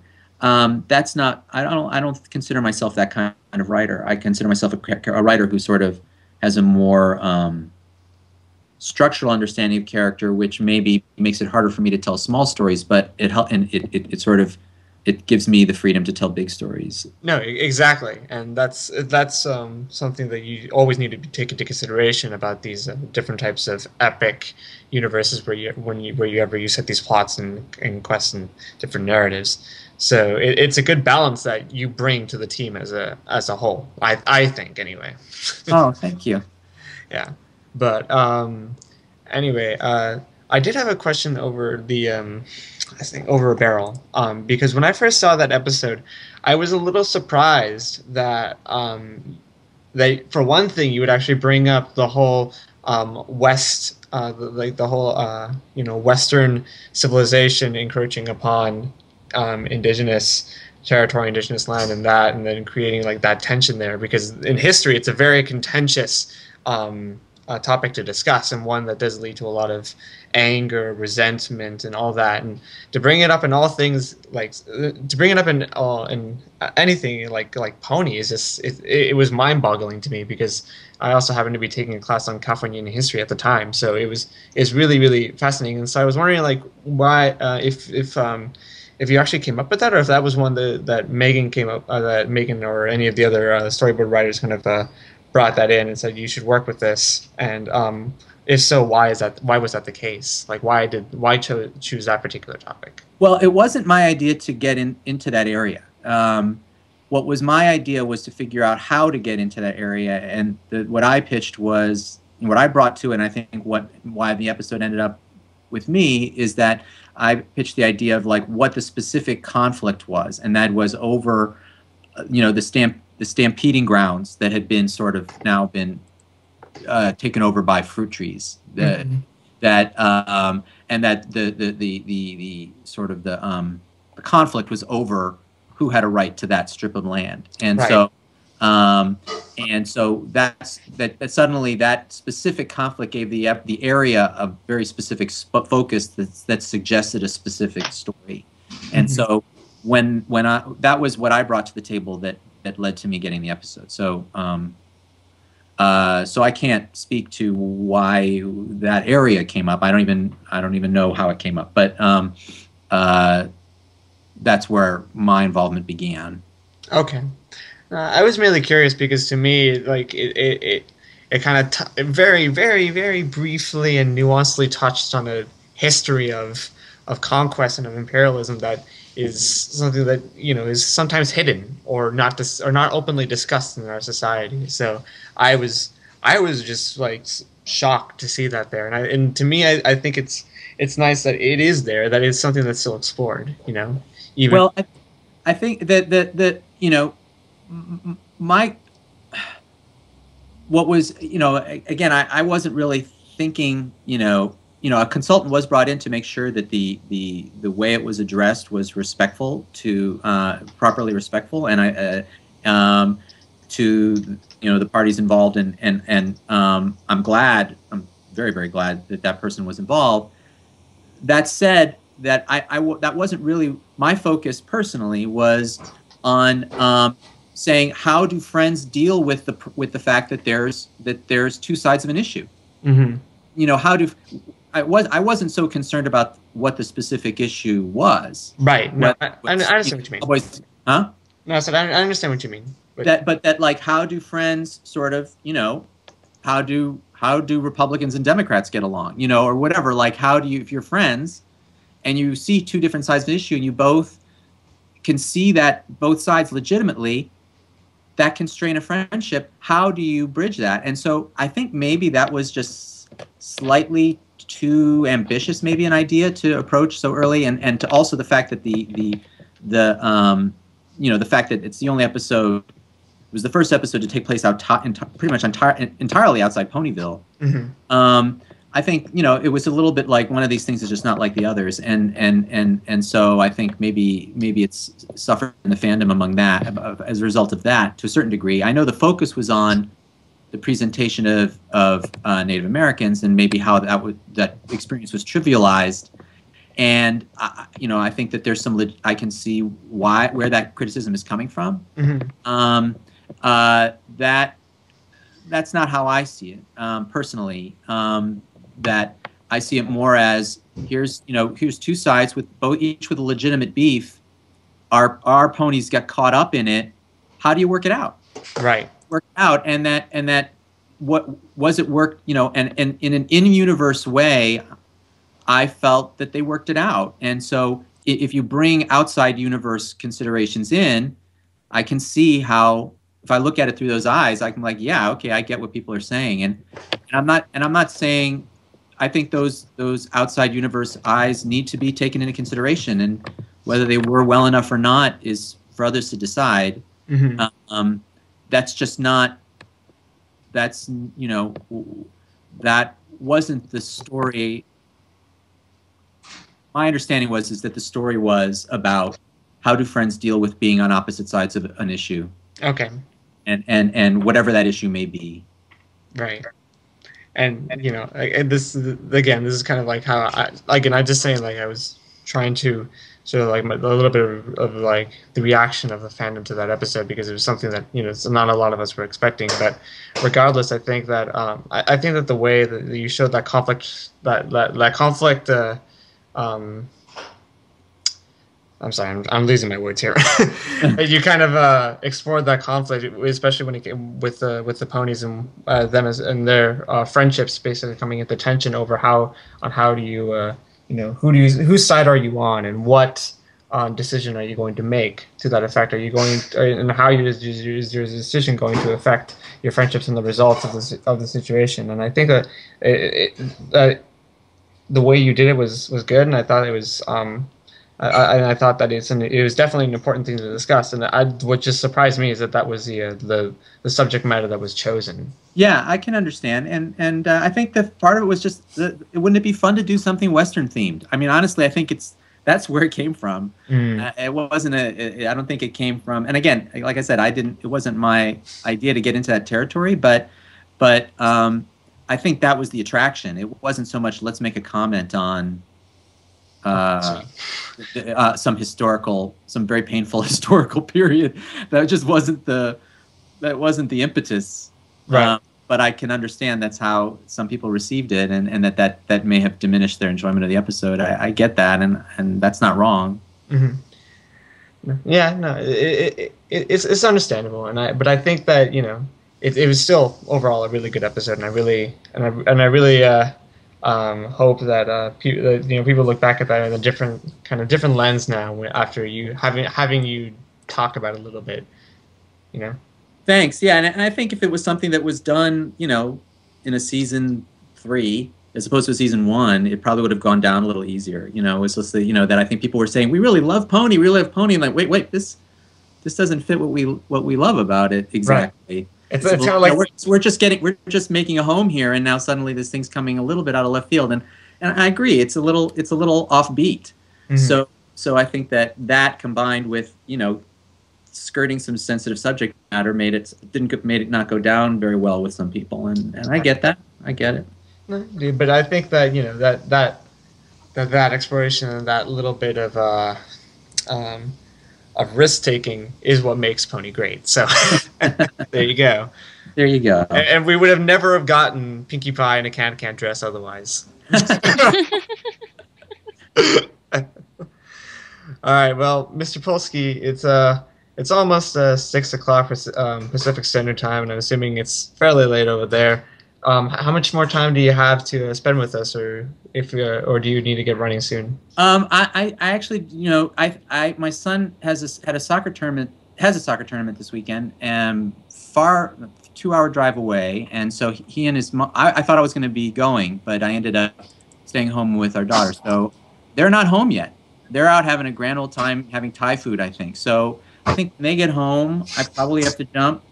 But they're not home yet, and my daughter's happily occupied for the moment, so I think I'm okay. All right, well, perfect. Then we still have you for a while. So we're having a good time. Yeah, having a good time. Yeah. So I did have one question though, since we have yet to ask you this, and we have asked this to every other guest that has been on so far. Do you have any art requests that you would like to make to any of our fabulous artists here? Well, I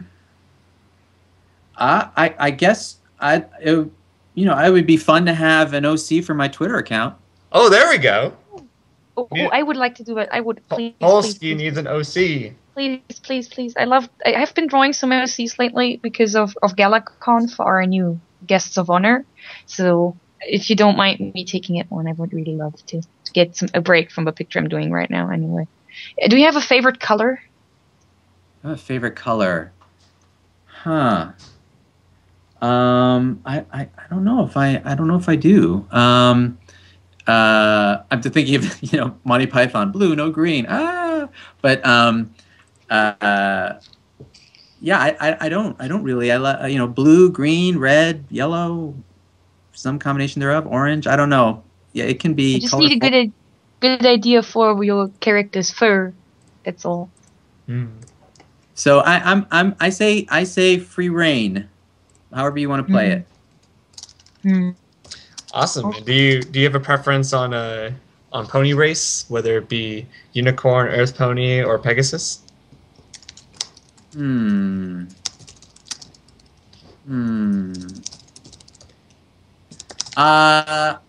go. Oh, I don't know.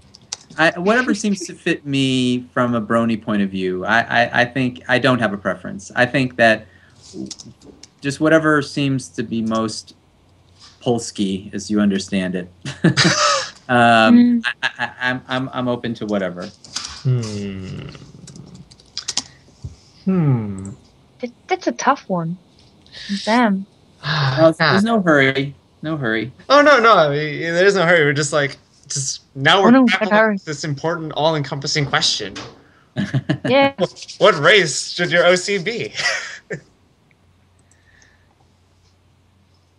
Now I have to find out if there's any photos of you online, just so I get the hair right. All right, Peridotto, you go stalking around. I just need to find out. I've been drawing a lot of OCs for people lately, so I'll try to be kind of professional about it. It's sort of, I'm not the professional way. There we go. So I'll say, let's say a unicorn. Let's something a little wizardy. Ooh, there we go. Wizardy. I don't think I found any photos that are specifically you. Well, damn. You wouldn't happen to have a picture? I do have. There is a picture of me online that I can send you a link when we're done. All right, perfect. That'll do. All right. So, let's see. Chat. Do we have any questions for Mr. Polsky? Since he is around and this is his first live stream appearance, and can I actually ask a question real quick? Well, I'm not sure if it's a quick one, but you guys talking about Over a Barrel reminded me of that. Because it's sort of on the same note. I hope I'm not making you repeat a lot of stuff. When I watched Peeling Pinky Keen, I really enjoyed what I thought was intentional, the message about beliefs. And I'm not sure if it was supposed to extend to religion and these kind of things, but I think it is a lesson that people, whether they like religion or not, should definitely take to heart. Now, I wonder, was it actually your intention that it can extend to people who are religious versus people who are not, or was that not the idea? It was definitely not. It was definitely not intended to be a science versus religion debate. That was definitely not the intention. I think again, it's just I think it's a reflection a little bit on the borderline naivete of all of us working on it. That it even occurred to us that we needed to sort of dodge that perception. So I really see it more analogous to again, I mentioned one of my majors in college was philosophy of science. That how science develops. Like the fun irony of that episode is that this is a world of the pony world is a world of magic. Magic is the physics of Equestria, right? So in a way, it's like how, if you're a scientist and you're told from the 18th, 19th century, and you're told that an electron can be in two places at the same time, that the same electron can pass through two different slits in a piece of lead at the same time, you're like, one electron can't be in two places at the same time. That's no object can be in two places at the same time. That's just duh. So a physicist from the 19th century would have rejected that idea, so, and would have found a way, would have actively sought to disprove that idea. That's just human nature, even in science. So until, usually scientific ideas of that revolutionary don't really get embraced until the people who are in the old school of thinking die off. At least in the turn of the century, things move more quickly now, I think. But the turn of the last century. I remember being in high school and learning about these guys, Michelson and Morley. Do you know who these guys were? They discovered, they were the ones, they were trying to find out, because in the 19th century there was the quest to figure out what ether was. That the idea was that nothingness had to be, you couldn't just have nothing. So where the stuff that's between air molecules in the air, what is that? Well, it must be ether. So these guys set out to find ether. And they set up this big experiment where now Case Western University is in Ohio. And then they started, I don't know exactly why they focused on this, but they were trying to track the speed of light. And they found that no matter what direction light was going in the heavens, it was going at the same speed, which made no sense because the Earth has a rotational spin, so that you'd think, in a Newtonian way, that it would add to you'd have to, if the speed of light is traveling with the rotational spin of the Earth, it would be going that much faster than times two than light going in the opposite direction from our point of view on the spinning Earth. Does that make sense? Are you with me? Definitely. So they found that no matter what direction, it always went the same speed. They didn't know then that light moved at a constant speed. That was nonsense. The idea that something could move in a constant speed no matter what direction, even if you were on a spinning surface measuring it. So it made no sense until Einstein came along 20 years later and came up with an explanation. And people thought that, people said, well, the experiment must be wrong. How can this experiment be right? For 20 years. So it was nonsense until Einstein came along. So to me, that's what Twilight's situation is in. She's trying to measure, doing everything that makes sense you would do to measure something factually to try to figure out why Pinky is acting this way. And everything that Pinky does frustrates her efforts. We weren't trying to make Twilight look foolish. I thought we tried to make Twilight figure out every single legitimate thing she could do to make sense of Pinky Sense. And then our fun is to make sure that everything Pinky Sense picked up frustrated her. We just made it really hard on poor Pinky. So, but that was the comedy. That was the fun. Mm-hmm. So, yeah. So, it eventually came to a point. If I don't, and even if you, so that was really more intellectually what the fodder was. As far as emotionally, it was like, what if your friend doesn't make sense to you, whether it's Pinky Sense or the fact that they like some guy that you think is a jerk? What if it doesn't make sense to you? At what point do you say, I'm willing to suspend my idea of what's right and wrong here and stay connected to my friend?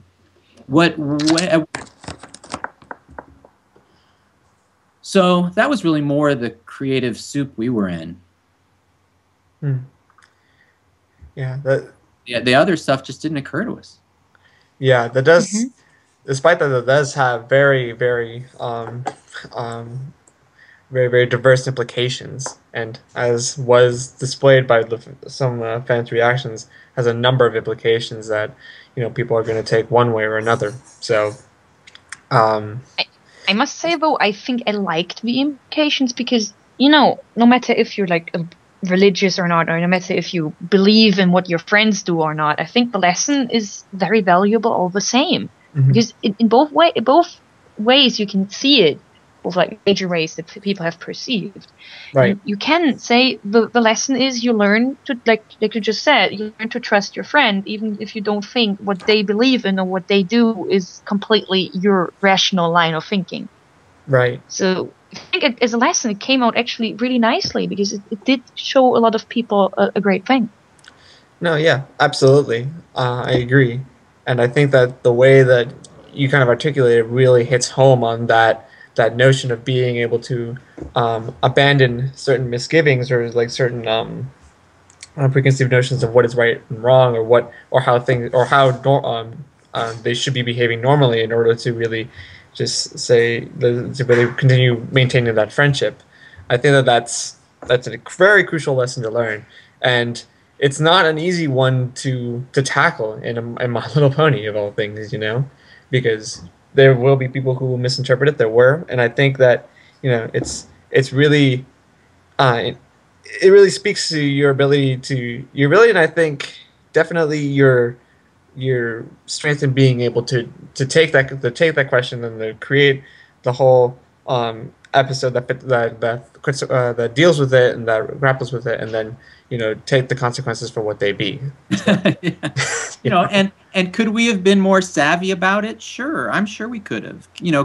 There's probably 100 ways the episode could have been better. There's probably 100 ways every episode could be better. But, but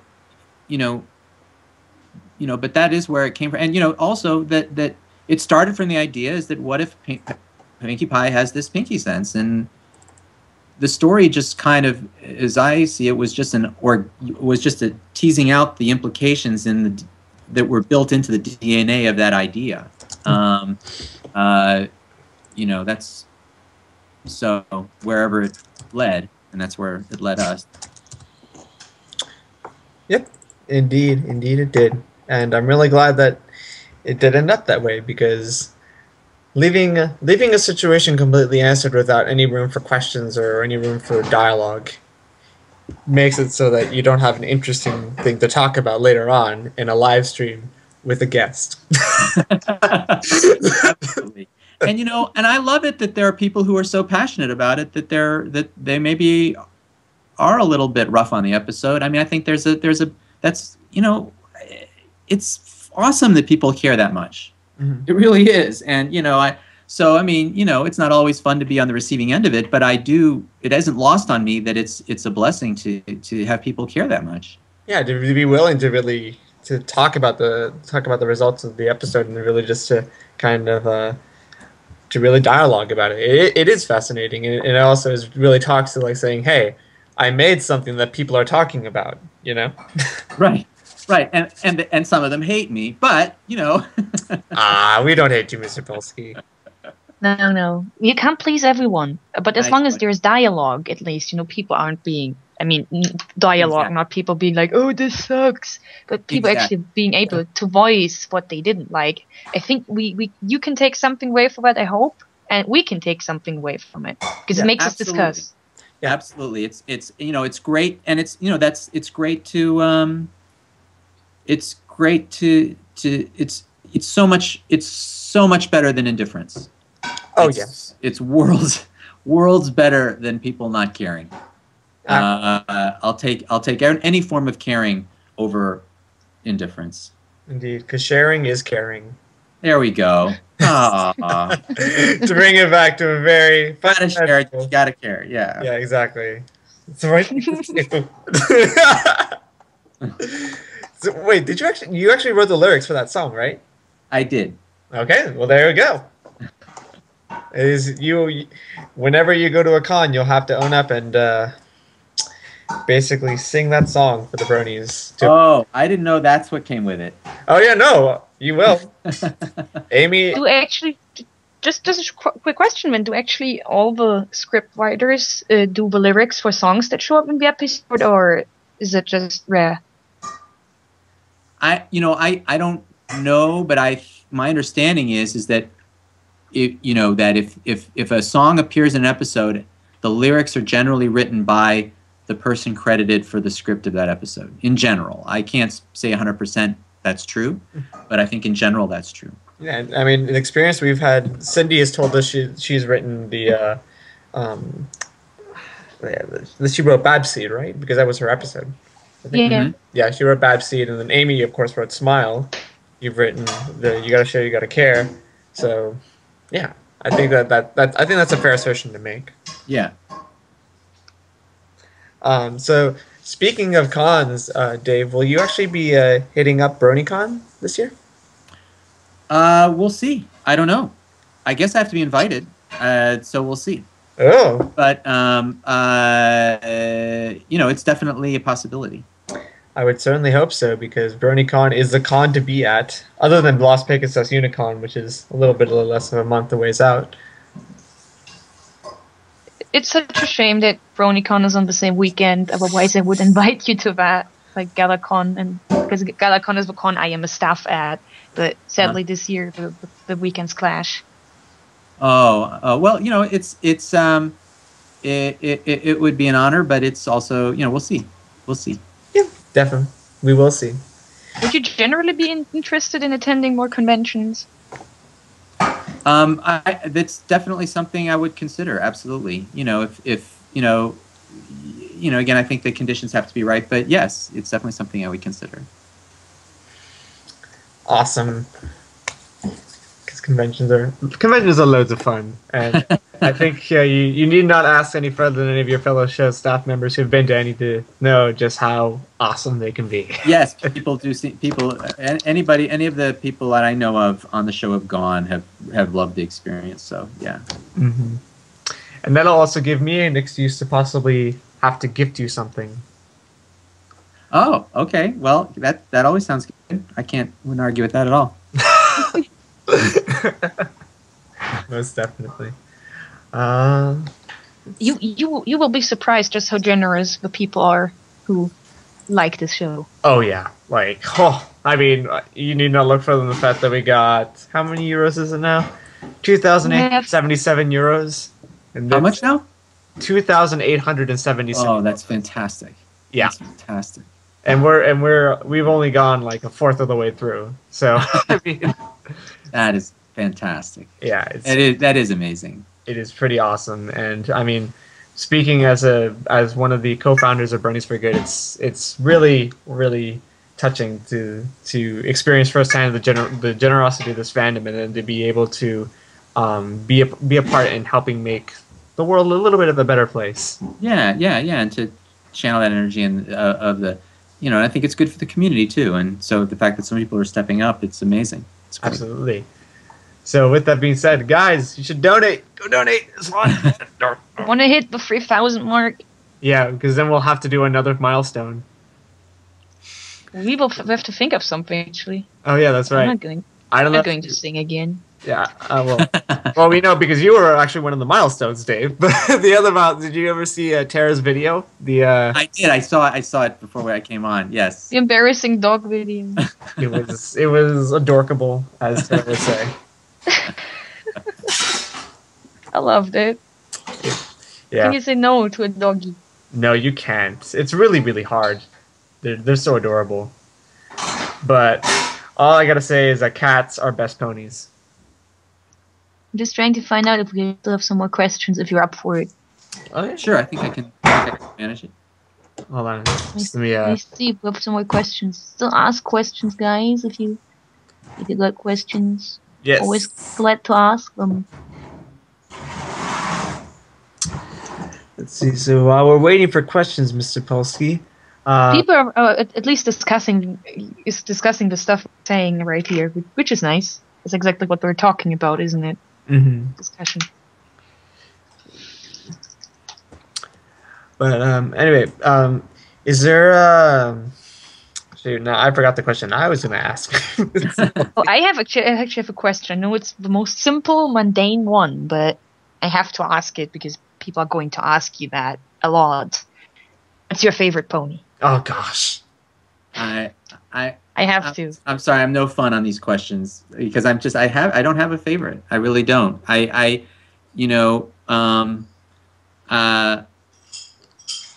my favorite pony is the one is whatever one I'm writing. I mean, but I guess I have to copy. I think I do have a special fondness for Pinkie Pie, but I really do like when I'm writing the Discord episode, Fluttershy is my favorite pony. When I'm writing an episode for whichever pony it is, that's my favorite pony when I'm writing them, because that's the one I'm in relationship with. Because it's because I spend a lot more time writing the show than watching it. So that's, what I mean? Mm-hmm. Mm-hmm. Well, actually, that brings me to two questions, actually. The first question is, do you watch the show with your daughter at all? I do, absolutely. Ah, nice. That's awesome. Yep. Who's her favorite pony?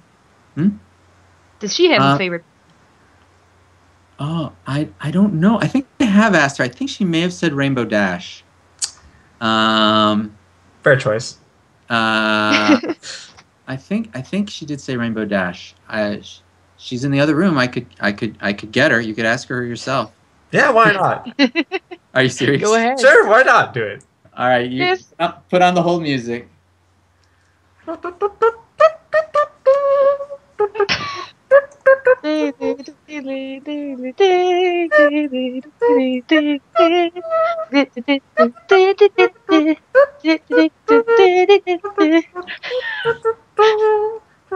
long can I do it?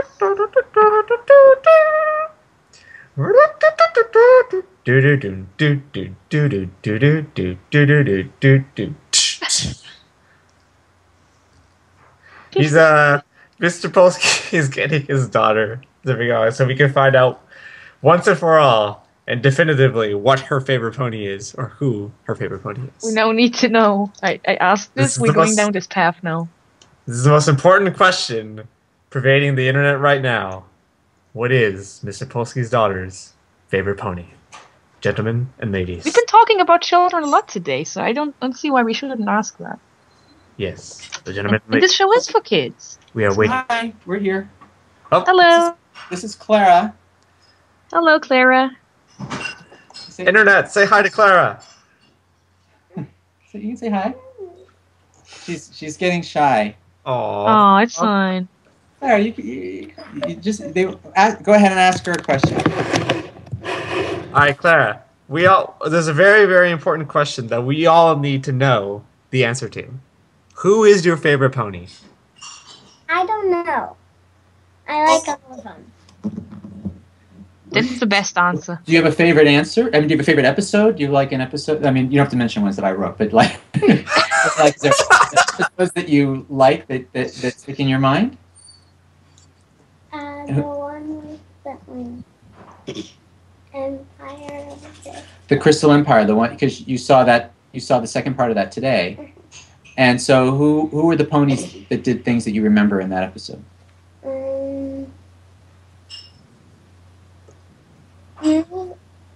All of the ponies were there. They were all in it. That's true. Is a special part of that episode that you remember? Twilight, I needed to go do a test. Twilight had to go do a test. Yeah, she had a big test throughout that episode. Yeah. And to get the crystal heart. Yeah. So in that episode, Twilight really made an impression on you, huh? Mm-hmm. Yeah. All right. Well, there you have it. Well, there we have it. Thank you. Thank you very Clara. much, Clara. You're welcome. Thank you. Thank you. So there you go. Thanks. You guys, another scoop. It's for good. There we go. This is totally going viral. I know. Dave Alert the Polsky's media. daughter, Clara, likes the Crystal Empire, and she thinks that it was good, that Twilight did a great test and had to get the Crystal Heart. Yay. There you go. Indeed. The chat really, really likes Clara and is thankful that she was here. Aw. So thank you. Everyone's being like, oh. It's all the feelings. That's a great thing. Sometimes I think bronies forget because you're also enthralled online and we're contacting each other. And I think that's great, but sometimes we forget that this show is for children too. Yeah, absolutely. Yeah. Oh, sorry, go ahead. Oh no, you go ahead. I was gonna say that there's nothing better than to share that enjoyment with a kid. I know I don't really have a little sibling to share that with. My older siblings are less than, the appropriate age for it. But regardless, it is a very special thing that you can share with, your son and or daughter, or with your little sibling. Yeah. Yeah, absolutely. See, I wish I had a little sibling, but I don't mind. I still I'm always happy when something like interests get over a gap of generations. Well, I remember George Lucas famously said that he wrote Star Wars for the 12-year-old in all of us. Mm-hmm. And I think this show is written for the 6 to 11-year-old in all of us. There we go. Yes, definitely. And I think that'll be your everlasting quote now. My Little Pony, Friendship is Magic, written for the 6 to 11-year-old in all of us. I don't know. George Lucas might have that copyrighted, so I don't know. Oh dear. Kidding. Oh, let's hope not. We could free source that. we can open source that. Definitely. Have you seen all the crazy stuff the bronies have made possible with their support? I'm sure we can get George Lucas to give you the copyright of that quote. We have the technology and the power and the numbers. Look out, Mr. Lucas. You might have gotten Disney, but you will never get us. Let's see. I'm just going to take a quick gander at the schedule real fast because we have... Well, I know it was the other way around, but still. George Lucas is really calling the shots in the background. We know that. Yeah, I just wanted to give a quick update on the schedule. We're going to be having Mr. New coming on in a little while. For those of you who aren't aware, Mr. New is the VA for Big Macintosh. The best Big Brother. I'm sorry, Shining Armor, but Big Mac is just Big Mac. Yeah, you can't go wrong with a Big Mac. Yeah. I did like that. Now you have to donate €5. Come on. We talked about this. I'm talking about the burger. I'm talking about the burger. Terrible puns. No, it was a terrible pun. You know it. But, You know it, mister. We discussed this. Well, Mr. Polsky, I think you should be informed of this. Whenever one of us as host or an artist, or somebody makes a pun, we have to put €5 or $5, depending on where we're located, what currency we use, into the donation pool. That was at least my idea, so people would make less terrible puns. I think that seems like a great way to handle the situation. I think so too, except for those of us who are the ones actively making the puns.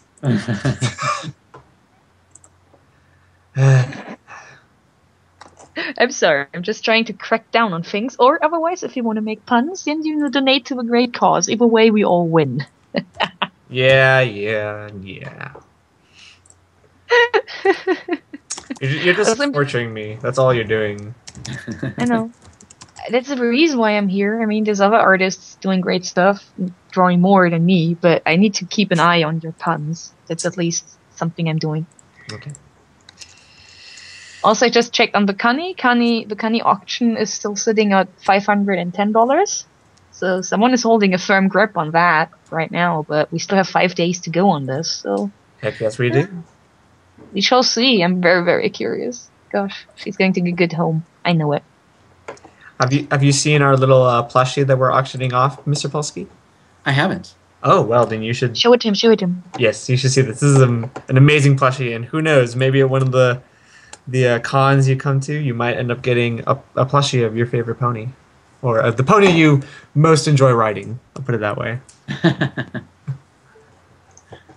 Where do I'm a little... where do I go? It's in the... Do I go to the live stream? I can put it in the live stream, yeah, for you. That'd be the easiest. Yoink. There it is. It seems that a lot of people are asking about Fluttertree. Are you familiar with Fluttertree at all? Oh, well, when Flutter sits in over a barrel when she says she'd like to be a tree, that beat? Yeah, that particular little quint basically became a meme. in the Oh. entire where where a lot of people have basically done Fluttershy as a tree or tree-related jokes with Fluttershy. Where she gets to realize her dream of actually being a tree, kind of. Yes. Oh, cool! I'd love to. I know I'm not. I didn't know that, so I'd love to see that. Mm. Just a quick question, because this is one of my favorite like Flutter Tree jokes. Just be thinking about. Are you familiar with Star Trek at all? With what? Star Trek. Star Trek. Oh, of course, yeah. I mean, yes. So I'm just wondering, in case you've watched The Next Generation, I'm sure you're familiar with the episode where Q loses his powers to learn a lesson about not being a dick to other civilizations and people. Q loses his powers to learn a lesson. Hold on, we're getting an echo. Hold on. Oh, hello. Yeah, you're still there. Yeah, you're there. Okay. Yeah, we were just getting an echo for some reason. I think so. Okay, I just pulled up because I pulled up the site, and it seemed like Yeah, the stream.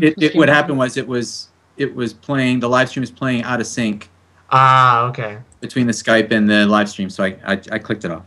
Okay, cool. See, was just wondering. I'm sure you might remember the episode where Q loses his powers because the Continuum wants him to learn a lesson about not using his powers for evil. Basically, something that a lot of people have been comparing to keep Flutter on. Oh, okay. It's kind of the same deal. About some people have been arguing that both Q and Discord learned the same lesson about not using their powers because they are so powerful, but they are hurting people they might actually care about in the process. Mm-hmm.